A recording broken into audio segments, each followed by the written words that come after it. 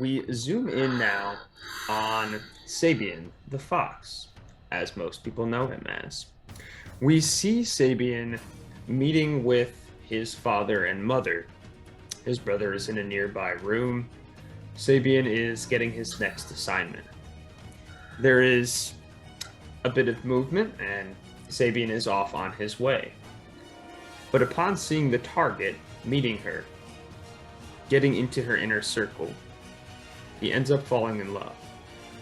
Sabian, distraught, comes back and tells his father he cannot carry out this work. Boy, what do you mean you cannot carry out this work? I have given you the task, and you are an assassin of Limberley, a direct reflection of me.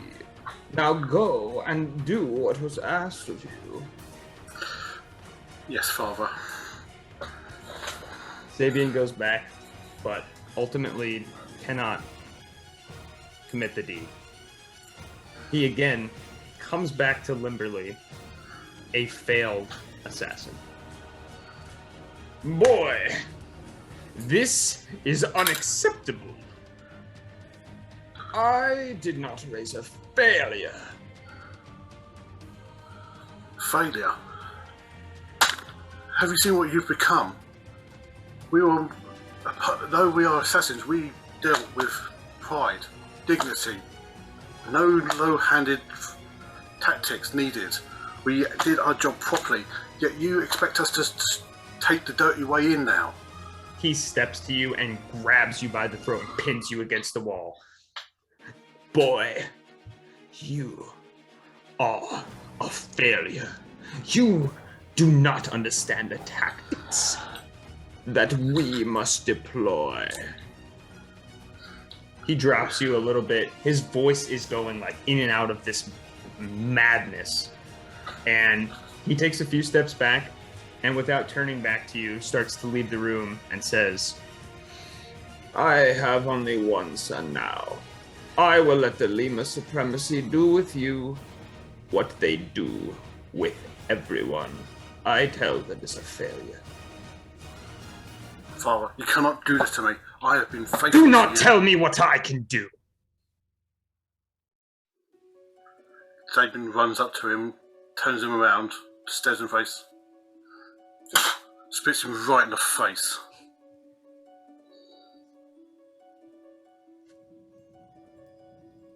You're dead, boy. And he begins to walk out of the room.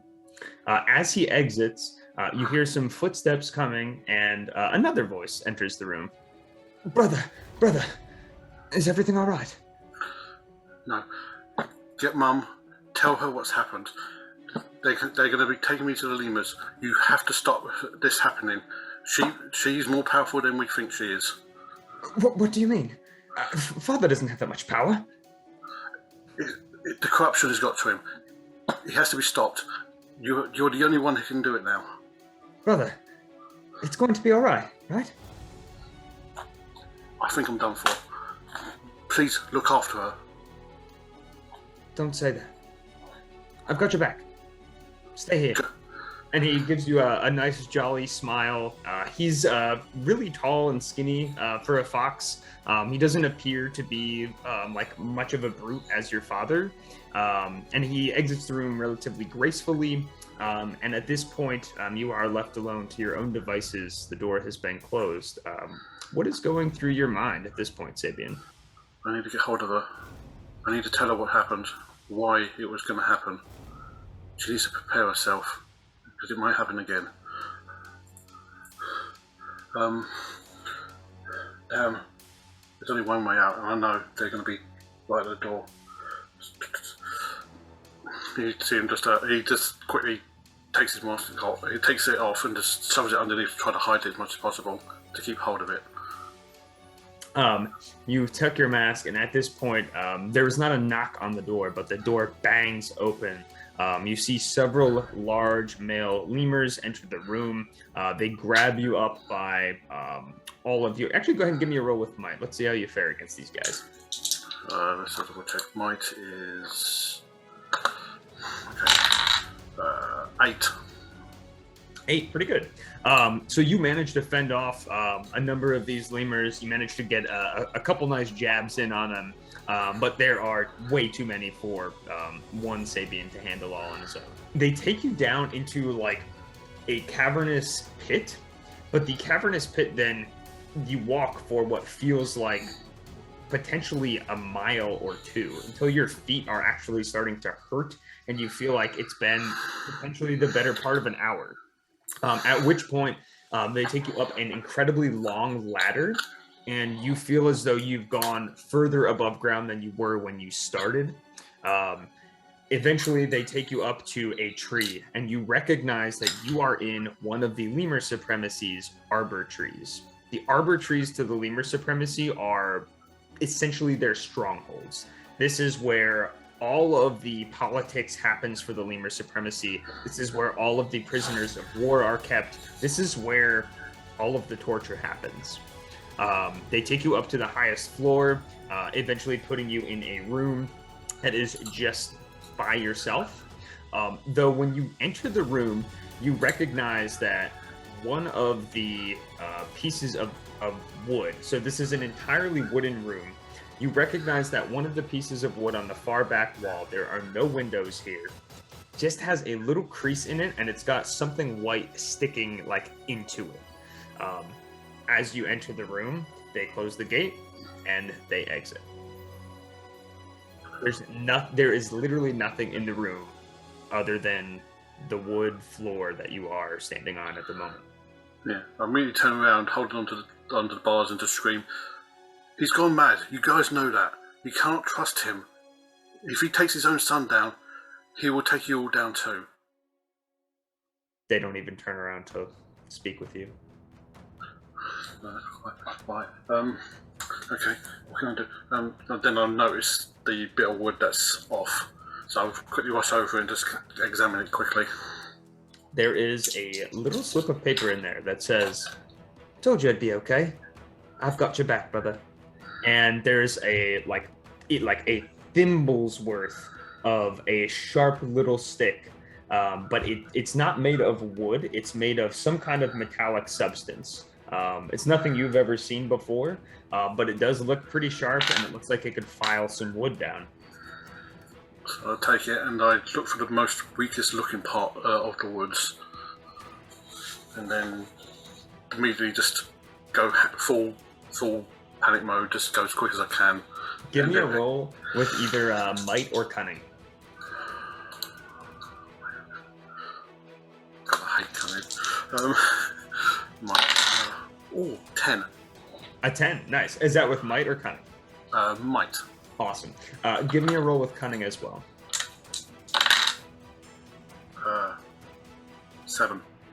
7, not bad. Okay, so you are filing this bar away. You get like 3/4 of the way through it, and you start to hear footsteps echoing towards your cell.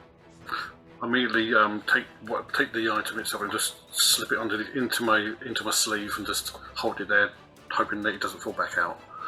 Yep. You tuck it in there, and right as you tuck it in, like just in the nick of time, 2 female lemurs enter and step right to where your cage is. They have their hands folded behind their backs. They're looking like very, very uppity. Well, it seems you failed.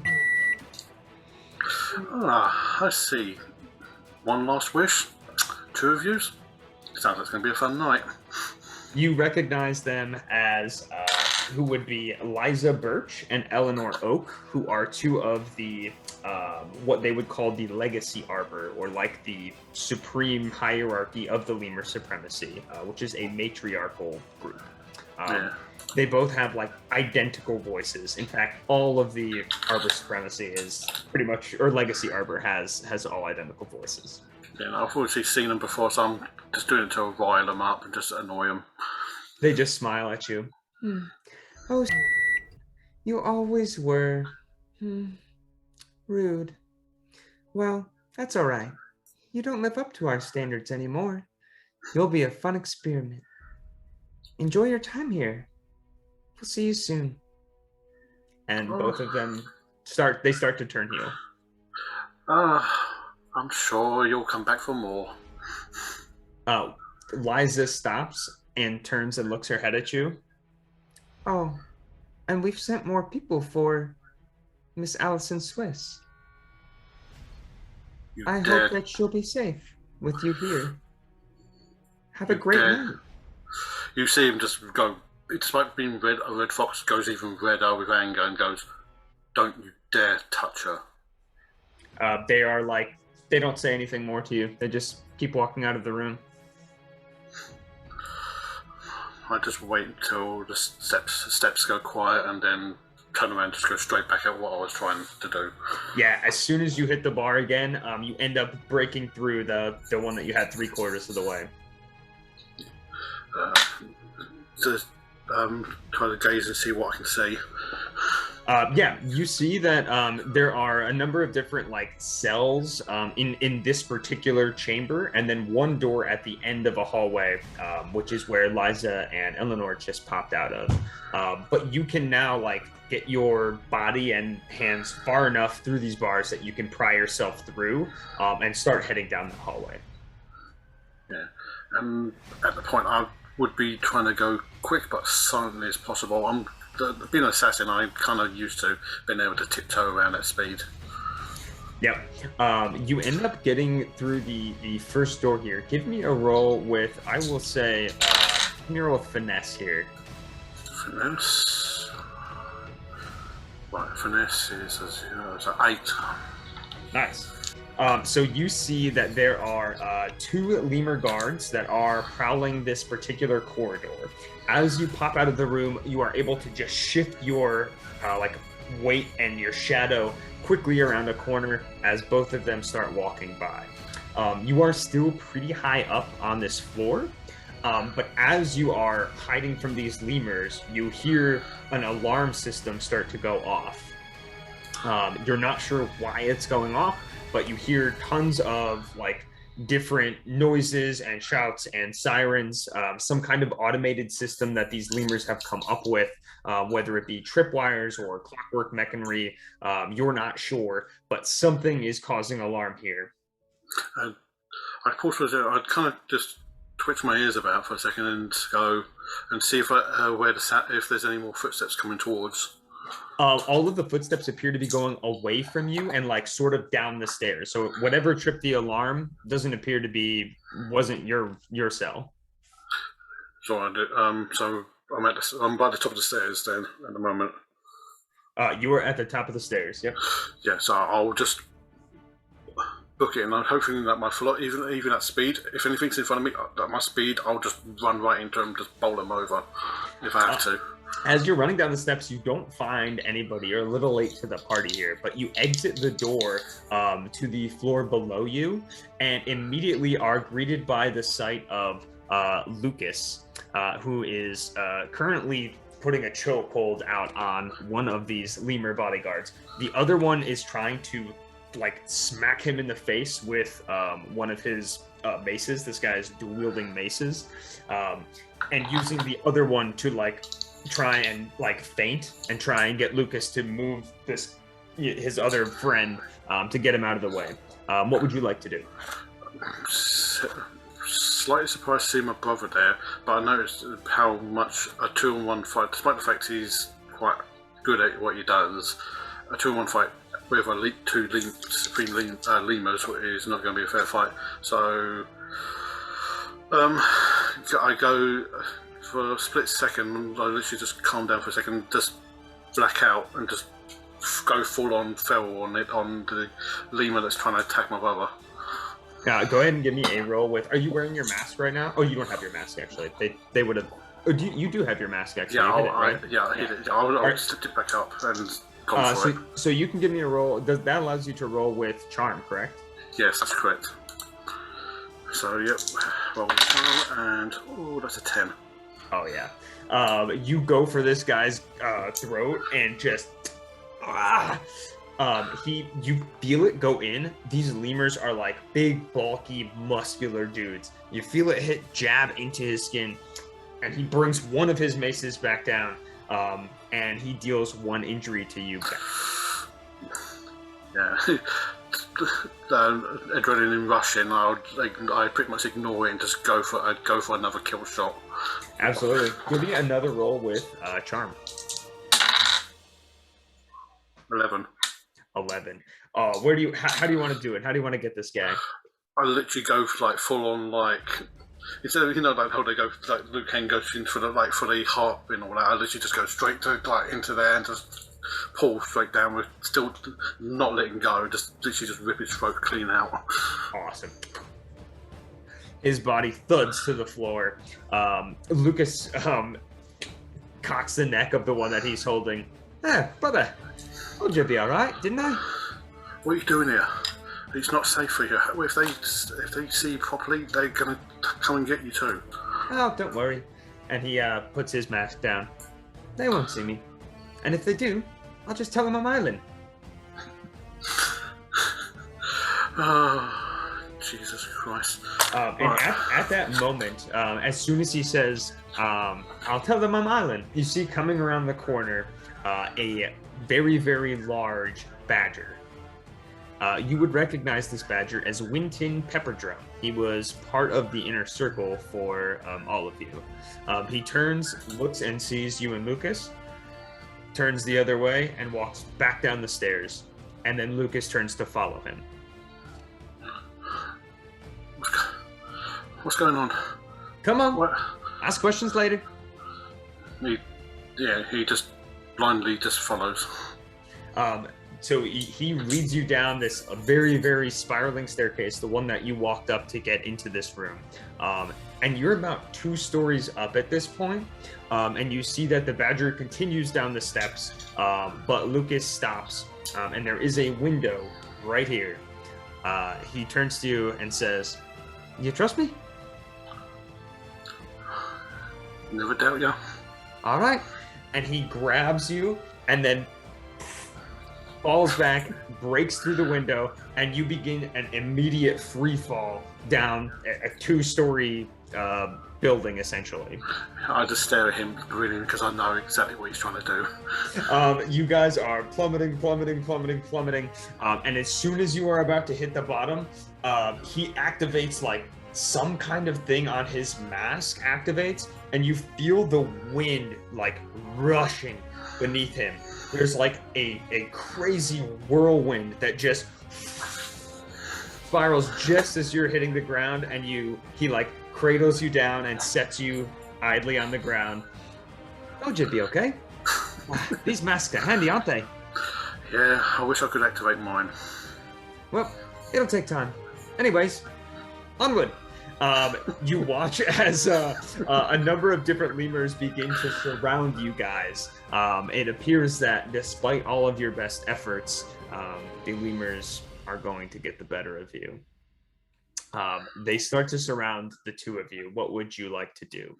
Lucas is now looking less happy and smiley and more panicked, and you no longer see Winton Pepperdrum.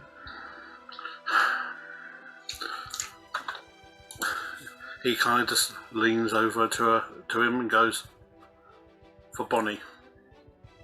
He grabs hold of his brother and goes, "Let's go." And both to brother combo just bolt and just literally just goes, because obviously they're not going to be able to catch us in time. As you're sprinting by, you feel a number of like an arrow lodges through your calf. You feel one of the guards, as you're like ducking to dodge, you feel his mace hit you like square on the jaw, knock you sideways. Lucas comes over, just barely is able to deflect some attacks as you are getting up and out. And the 2 of you begin to sprint off, but the both of you are looking worse for the wear. You are on the brink of death between everything you've been through in the last 3 days or so. Everything with your father, the trials, it's been a blur, and now you are running away from Limberley with your brother. You are just on the outskirts of town as the shouts are getting a little bit further and further away. And Lucas stops and turns to you, puts his arm around your head, and looks at you. Brother, This went worse than I thought. And I'm usually pretty chipper. Yeah. Just keep the mask on. They won't recognise you. They'll see one. They think you're the one of the others. Look after Bonnie. She's good for you. I know. Probably too good. If you find Allison, give her my regards.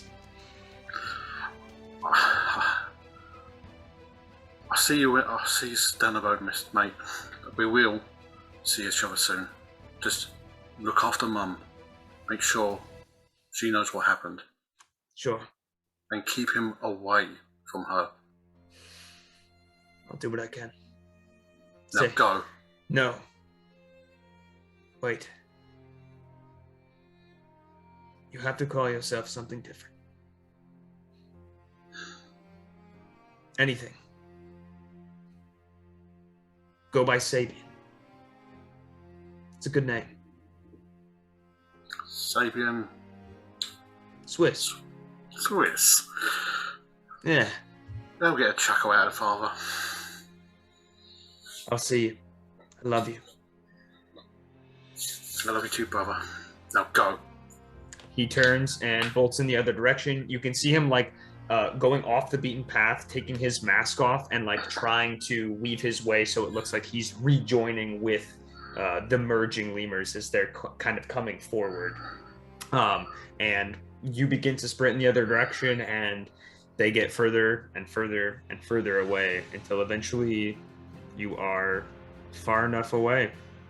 What are your thoughts at this moment? Gives it a chuckle and goes, Swiss. Clever. You want to look for that. And he just bolts. Awesome. And that's where we'll leave it for Sabian, the Fox Exile.